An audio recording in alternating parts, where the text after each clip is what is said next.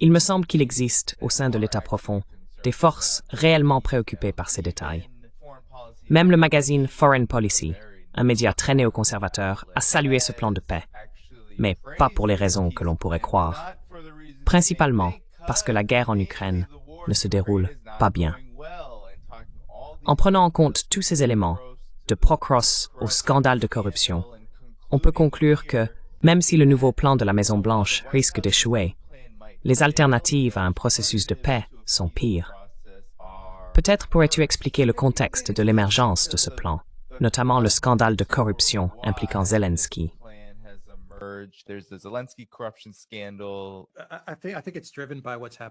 Je pense que tout est dicté par ce qui se passe sur la ligne de front. C'est tout. Je ne pense pas qu'il y ait quoi que ce soit d'aussi important que ce qui s'y déroule. Et nous voyons qu'il y a un effondrement. Je veux dire, à Gouliapol, les Russes ont avancé et maintenant ils sont dans le centre-ville. Ils progressent très rapidement en direction de Zaporozhye, Pokrovsk, Mirnograd, Kupiansk, Seversk. Le front s'effondre. Et une fois que les Russes auront pris Slaviansk et Kramatorsk, ce sera terminé. Ce sera une ligne droite vers le Dniepr. Et une fois qu'ils atteindront le Dniepr, ce sera également fini. Je veux dire, ils atteignent le cœur économique, l'artère économique de l'Ukraine.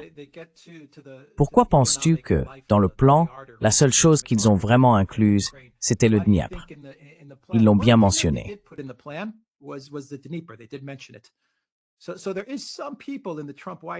Il y a donc certaines personnes à la Maison-Blanche de Trump qui comprennent qu'il faut à tout prix empêcher la Russie d'atteindre le Dniepr. Vous savez, ils veulent créer une zone démilitarisée dans le Donbass. Je veux dire, quand on regarde le plan en 28 points, il ne satisfait même pas la demande de la Russie d'intégrer Donetsk à son territoire. Il ne satisfait même pas cela. 25% de Donetsk deviendront une zone démilitarisée, avec un mur de sécurité américain qui prévoit apparemment de construire là aussi. Donc je veux dire, ils comprennent que la grande fortification, c'est le Donbass. C'est la fortification. C'est là que, si la Russie perce, ce qu'elle va faire, elle est en train de le faire, alors les choses vont vraiment s'accélérer.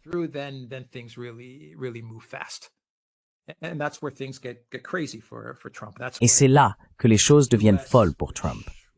C'est à ce moment-là que les États-Unis, obsédés par l'aspect territorial de la guerre, ils ne se soucient pas de l'usure.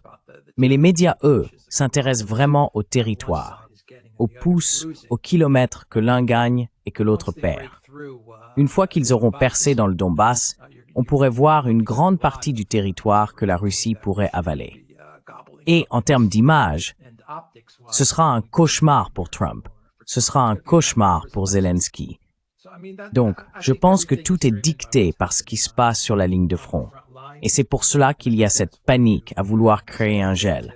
C'est ce qu'ils essayent de faire, au bout du compte.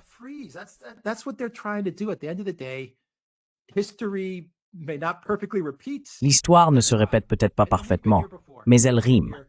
Et nous avons déjà connu cela. Nous étions là en 2015, dans le conflit du Donbass et de l'Ukraine, avec Poroshenko et Debaltsevo. Et vous savez, c'était la même chose. Ils étaient coincés dans une nasse, piégés dans une nasse. Merkel paniquait. Elle a pris l'avion pour Moscou et a obtenu de Poutine qu'il accepte Minsk. C'est à peu près la même chose.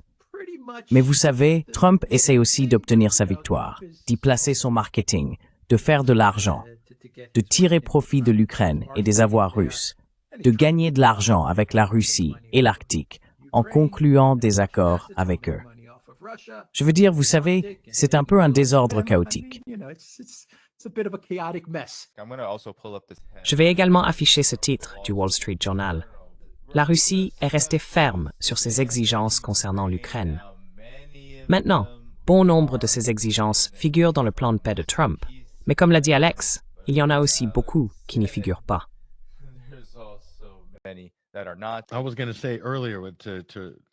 J'allais dire plus tôt, pour rebondir sur ce que disait Alex, je pense que si les États-Unis voulaient obtenir l'adhésion totale de Moscou, la Russie n'aurait qu'à insérer une seule clause, à savoir que Steve Witkoff et Jared Kushner obtiendrait les droits pour construire de magnifiques complexes hôteliers en hauteur sur la côte d'Odessa, juste là.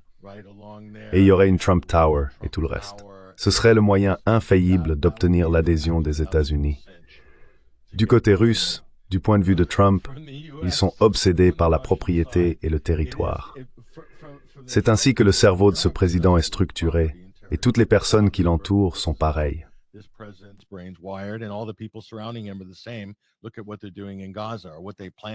Regardez ce qu'ils font à Gaza, ou ce qu'ils prévoient de faire à Gaza. Je veux dire, c'est juste. Mais il a aussi intégré son petit héritage politique là-dedans. Le Conseil de la paix, dont il est le président. Vous savez ce que ça veut dire? Ça veut dire qu'il a Jimmy Carterisé son après-présidence. Donc il va être impliqué. Il siège aussi au Conseil de la paix pour Gaza. Donc même si Trump n'obtient pas son 3e mandat, comme le suggère Steve Bannon, il pourrait de facto avoir son 3e mandat. Du moins, c'est ce qu'il pense. Personnellement, je pense que c'est une catastrophe et que ça ne va pas fonctionner.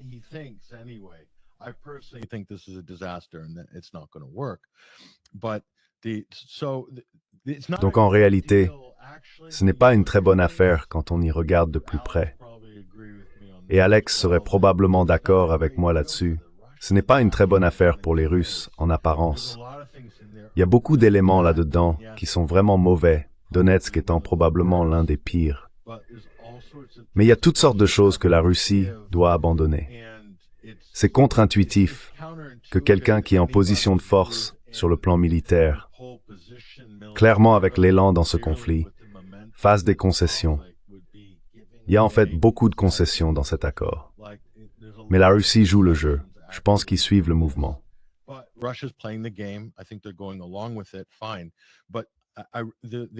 Très bien. Mais il faudra en venir à la diplomatie.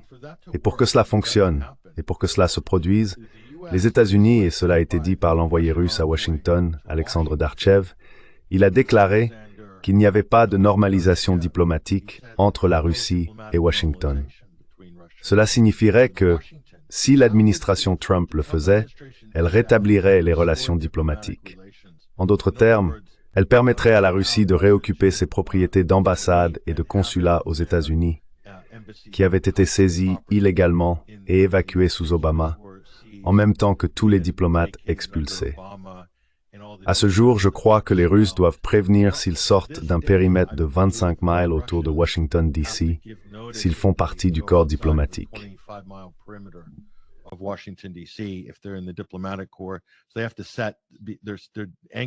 Donc, ils doivent être fixés, ils sont ancrés à certaines zones aux États-Unis. Maintenant, du côté russe, je ne sais pas quelles sont les dispositions à ce sujet, mais tout cela doit disparaître. Ils doivent reprendre des relations diplomatiques normales et ils devront lever les sanctions sur des choses comme les ambassades, la détention de comptes bancaires dans certaines villes et la possibilité d'effectuer des transactions commerciales normales. Tout cela doit se produire car sinon, il est impossible de faire des allers-retours entre les équipes. Ainsi, les questions pratiques entre les États-Unis, l'Europe, le Royaume-Uni et la Fédération de Russie, sur le plan diplomatique, doivent d'abord être résolues. Si c'était le cas, et si Trump montrait l'exemple en ce sens, cela enverrait un signal très fort indiquant qu'ils sont sérieux.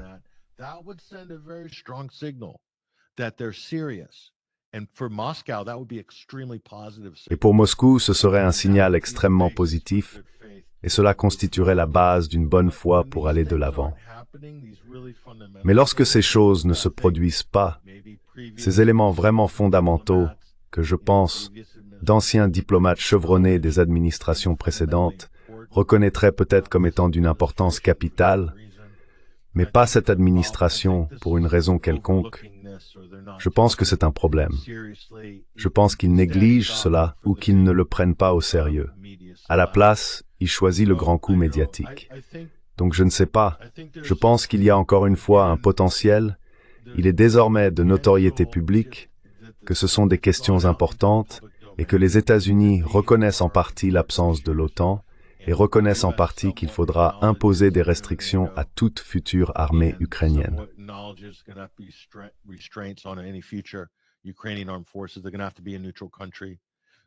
Ils vont devoir être un pays neutre.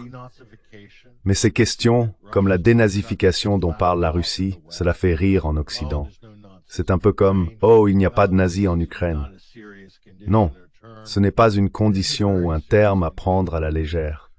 C'est un terme très sérieux du point de vue russe, car les États-Unis ont utilisé et collaboré avec des radicaux, qu'il s'agisse d'islamistes radicaux ou d'ultranationalistes nazis radicaux en Ukraine.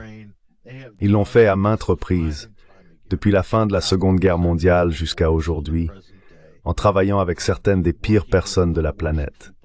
Et cela doit être reconnu. La Russie sait que c'est une cause profonde. Si on ne l'élimine pas, ils devront refaire cette guerre dans 20 ou 30 ans, ou bien leurs petits-enfants la referont.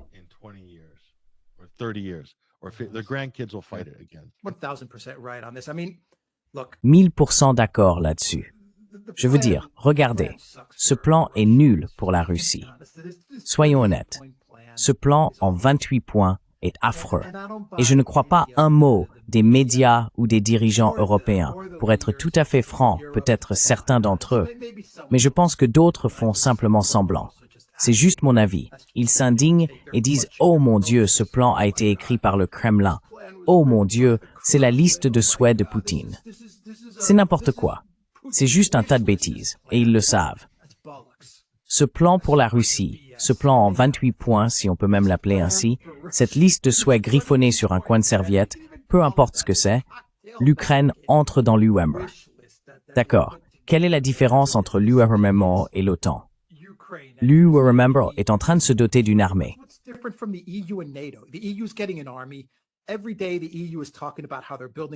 Chaque jour, l'UNAVAPERID parle de la façon dont elle construit une armée pour envahir la Russie, pour faire la guerre à la Russie. Le plan de paix en 28 points dit que l'Ukraine obtient un accès direct à l'UMR. D'accord, une armée de 600 000 hommes. C'est une sacrée grande armée. Et je comprends d'un point de vue militaire que l'Ukraine ne peut pas soutenir un tel type d'armée. Mais je ne sais pas, mon esprit imagine des choses astucieuses qu'il pourrait inventer, des mercenaires ou des soldats de l'OTAN qui tout à coup deviennent citoyens ukrainiens. Je ne sais pas, je ne mets rien au-dessus de ces types, vous voyez? 600 000, c'est énorme.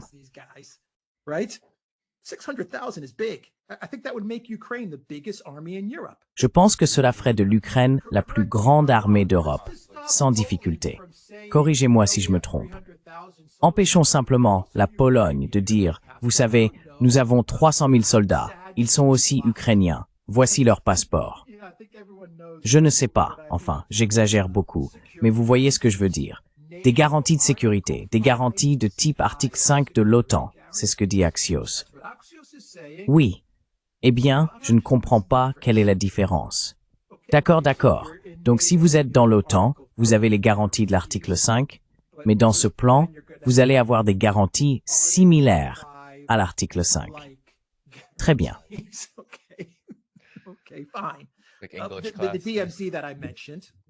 La DMZ dont j'ai parlé, la DMZ. Je veux dire, vous savez, nous reconnaissons Donetsk comme faisant de facto partie de la Russie, pas de jure, mais de facto russe.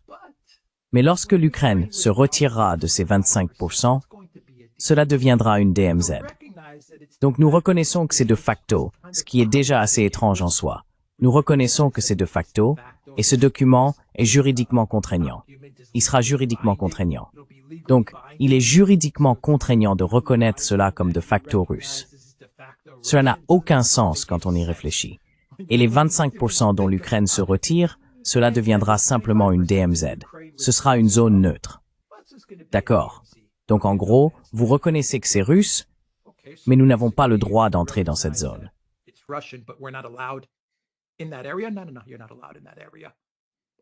Non, non, non. Vous n'êtes pas autorisé à entrer dans cette zone. D'accord. Les avoirs gelés. Donc les avoirs gelés, nous n'allons pas les récupérer non plus. Si vous êtes russe, vous ne les récupérerez pas non plus. Et d'ailleurs, les États-Unis qui ont mené cette guerre par procuration vont en tirer profit. Et aussi, soit dit en passant, nous avons, vous savez, lancé des attaques MS sur la Fédération de Russie et nous allons également conclure des accords avec vous sur l'Arctique, sur l'énergie. Je veux dire, c'est ce qui est écrit dans le document, nous allons en profiter des deux côtés. C'est écrit. Et vous savez quoi d'autre? Aucune mention de l'Église orthodoxe.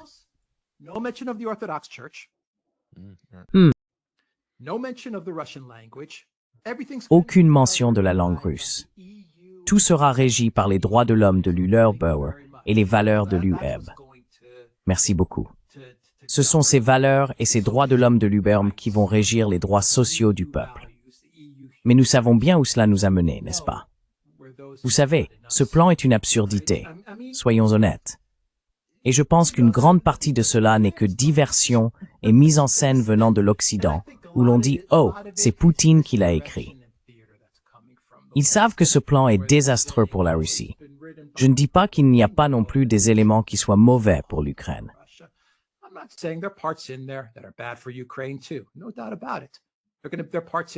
Sans aucun doute. Il y a des éléments là-dedans qui vont être très difficiles à avaler pour Zelensky. Très difficiles à avaler pour Zelensky. Surtout parce que les banderistes vont être furieux contre lui.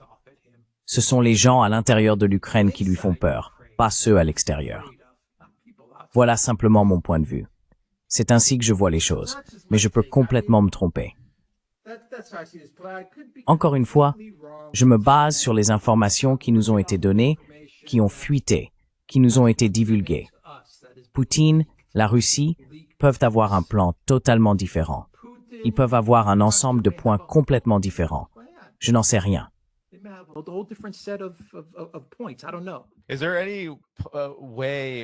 Y a-t-il un moyen ou un scénario dans lequel la Russie perd ici pourtant?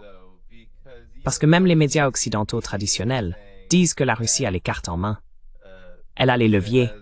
Elle peut négocier avec ce plan, s'arranger avec les États-Unis et d'autres pour l'améliorer à son avantage. Ou bien, elle peut simplement se retirer et continuer à se battre. Je veux dire, existe-t-il un scénario où la Russie perd réellement?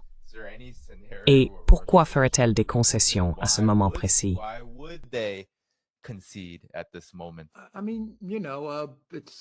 Tout est entre les mains de la Russie.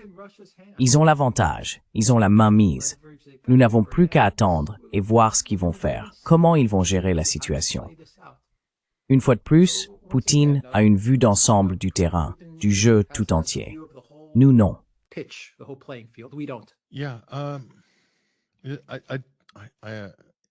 Il faut que l'Europe y adhère, en d'autres termes, que l'OTAN dans son ensemble y adhère, et il faut aussi que Kiev y consente. Et ces deux dernières conditions, je ne les vois tout simplement pas se réaliser. Les déclarations des Britanniques et d'autres affirmant que sous aucune circonstance nous ne reconnaîtrons jamais la Crimée comme n'étant pas une partie de l'Ukraine, point final, constituent le maillon le plus faible de leur argumentation, la Crimée. Et c'est l'un des cas les plus solides en matière d'autodétermination, au regard de l'article 1 de la Charte des Nations Unies, ainsi que l'un des arguments les plus forts en faveur de la légitime défense dont disposent Donetsk et Lugansk, au regard de l'article 51, je crois, de la Charte des Nations Unies. Ce sont des cas d'école, la Crimée étant particulièrement claire. D'autant plus qu'ils ont tenté d'organiser des référendums auparavant et ont été réprimés de force par le nouvel État ukrainien indépendant après la chute de l'Union soviétique.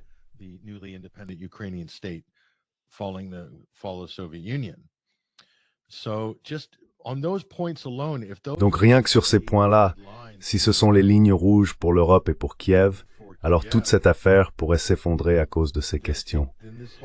C'est là qu'entre en jeu un véritable leadership et une diplomatie américaine forte, intelligente et décisive devrait intervenir. En d'autres termes, les États-Unis auraient besoin d'un corps diplomatique à peu près aussi compétent et expérimenté que celui de la Fédération de Russie pour résoudre ce problème. Nous savons tous les deux que cela n'arrivera pas. Alors la Russie se dit, eh bien, il nous reste encore 3 ans avec ce président, et si un démocrate est élu, tout cela pourrait être annulé. Oubliez les accords sur les terres rares ou les fonds d'investissement conjoints présidés par Donald Trump Incorporated ou autres. Tout cela peut être annulé.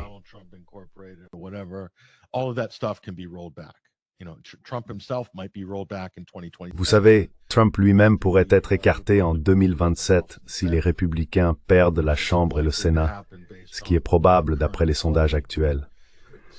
Donc vous voyez, la Russie comprend déjà à quoi elle a affaire ici. Ils se disent « Oh, il faut qu'on trouve un moyen de composer avec ça. » Et puis on aura une autre bande de clones qui arrivera en 2028. Ce pourrait être J.D. Vance, Gavin Newsom ou quelqu'un d'autre. Peut-être un présentateur de télévision ou quelque chose comme ça. Quoi qu'il en soit, la continuité du côté russe et aussi la situation réelle du côté ukrainien et en Europe aussi. Vous savez, l'Europe centrale pourrait se trouver dans une position politique différente. Je parle de la Hongrie, de la Slovaquie ou de la Roumanie. Ils pourraient être dans une situation politique différente.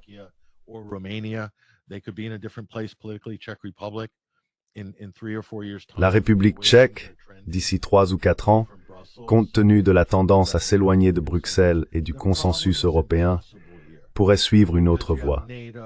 Le problème ici est insoluble, car l'OTAN et l'Union européenne se sont en quelque sorte fusionnés. Les États membres ne peuvent plus avoir de politique étrangère indépendante s'ils font partie de l'OTAN.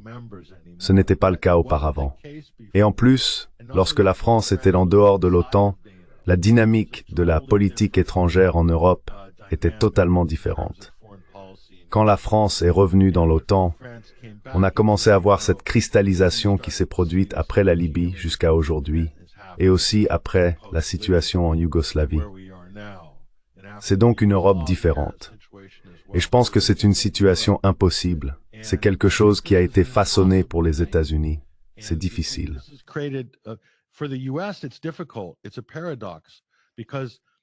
C'est un paradoxe, car la stabilité de l'Europe dépend du leadership des États-Unis.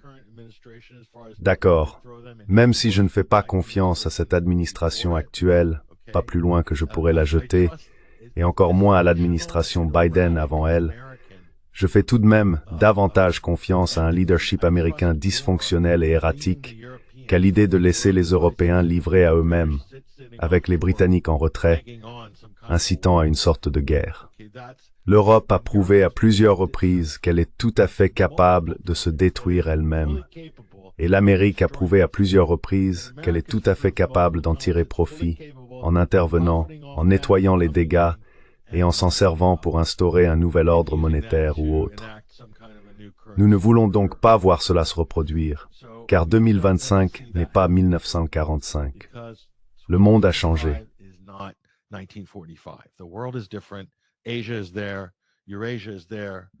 L'Asie est là. L'Eurasie est là. L'Inde, la Chine, les BRICS. Ce n'est pas l'ordre mondial de nos arrière-grands-parents. Mais le problème, c'est que les gens à Washington, à Londres et à Bruxelles sont encore en 1945. Ils croient toujours que c'est ainsi que la répartition du pouvoir fonctionne, et ils veulent maintenir quelque chose qui ressemble à cet ancien ordre, un ordre qui les garde au sommet. C'est totalement irréaliste. C'est totalement irréaliste. Je veux dire, la Russie en tant que pays de 145 millions, 150 millions d'habitants, ou peu importe, la quantité de puissance économique et d'influence que possède la Fédération de Russie actuelle, la Russie post-soviétique, est incroyable, même comparée à l'influence économique de l'ancienne Union soviétique.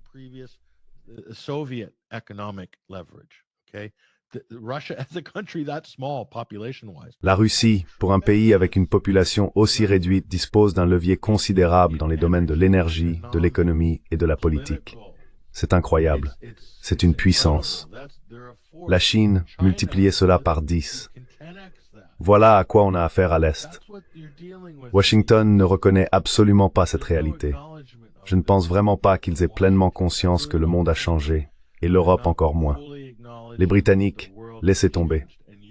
Ils sont encore dans une sorte de mode Rule Britannia, persuadés qu'une nouvelle technologie de drone va surgir et tout bouleverser, que tout va tourner à leur avantage. Donnez-nous un peu de temps. Nous avons une nouvelle technologie de drone qui arrive.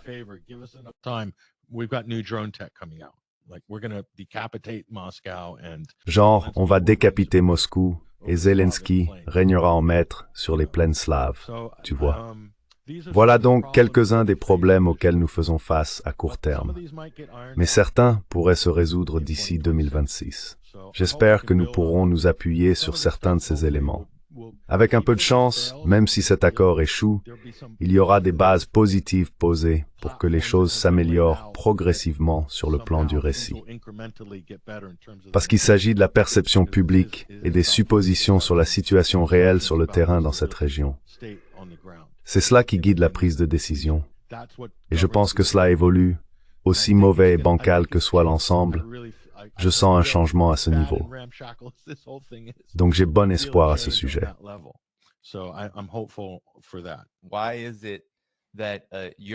Pourquoi l'Europe, et même Zelensky et l'Ukraine, insistent-elles autant pour maintenir le statu quo? Parce qu'en fin de compte, tenter de démanteler ce plan de paix griffonné sur une serviette en 28 points, le déchirer, le réviser, effacer tous les points qui ne plaisent pas, ne fait que prolonger la guerre. Et pour l'Europe, en particulier pour ses dirigeants, les choses ne se passent pas très bien. Leur popularité est au plus bas.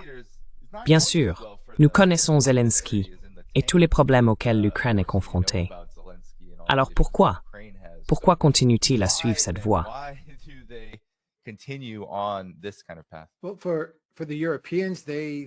Eh bien, pour les Européens, ils doivent maintenir la guerre, car si elle se termine, peu importe comment, que ce soit par une victoire militaire russe ou par un accord donnant l'impression que la Russie a eu le dessus sur l'Ukraine ou sur l'Occident collectif.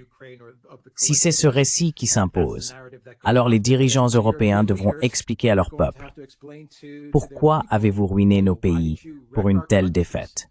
Pourquoi avez-vous détruit nos économies? Pourquoi avez-vous tout saccagé en Europe pour n'en rien tirer ?» Donc je veux dire, les dirigeants européens sont déjà extrêmement impopulaires.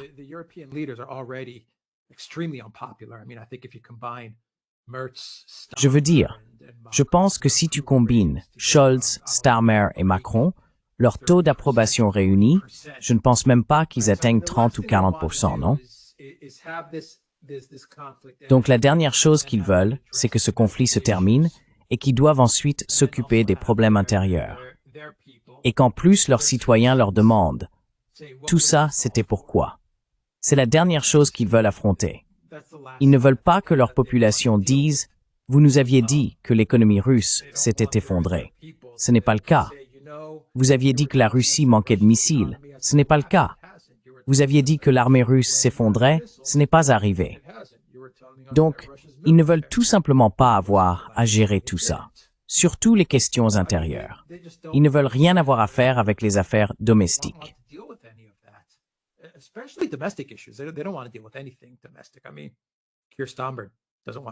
Je veux dire, Keir Starmer ne veut pas s'occuper de quoi que ce soit qui se passe au Royaume-Uni. Macron se moque complètement de ce qui se passe en France. Merz, c'est pareil avec l'Allemagne. Donc je veux dire, pour eux, tout tourne autour de l'Ukraine. Zelensky, je pense que Zelensky veut simplement que l'argent continue d'affluer, parce que si l'argent s'arrête, alors c'est mauvais pour lui. C'est mauvais pour ses gars, pour son cercle rapproché, et c'est aussi mauvais pour tous ceux qu'il garde sous sa coupe, non? Le travail de Zelensky, c'est de faire en sorte que l'argent continue d'entrer pour que tout le monde soit nourri. Les oligarques sont nourris, les bandéristes sont nourris. C'est son travail. Et s'il échoue à cela, il est fini. Et il le sait. Donc, je pense que c'est l'explication. Je ne crois pas qu'il y ait autre chose.